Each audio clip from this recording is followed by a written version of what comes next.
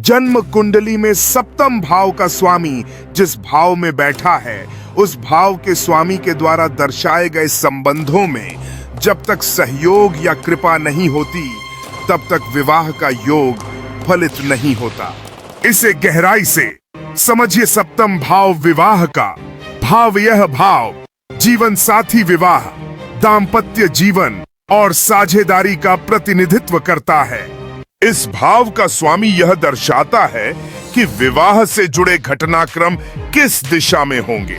सप्तमेश जिस भाव में हो, मान लीजिए आपकी कुंडली में सप्तम भाव का स्वामी सप्तमेश चतुर्थ भाव में है, तो विवाह का फल उस भाव और उसके स्वामी पर निर्भर करेगा।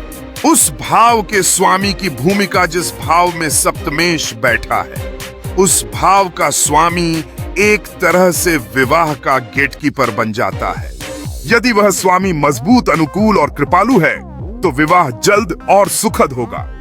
लेकिन अगर वह दुर्बल, वक्री, शत्रु राशि में या दुश्मन ग्रहों से ग्रस्त है, तो विवाह में देरी, रुकावट या विवाह ना होने का योग भी बनता है। उदाहरण, कुंडली में तुला लग्न है और सप्तम भाव में मेष राशि है, तो सप्तम भाव का स्वामी हुआ मंगल। मान लीजिए मंगल दशम भाव में है, जो कर्क राशि है।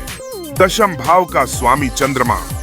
अब मंगल का फल चंद्रमा की स्थिति पर निर्भर करेगा। अगर चंद्रमा कमजोर है या पाप ग्रहों से ग्रस्त है, तो विवाह में रुकावटें आएंगी।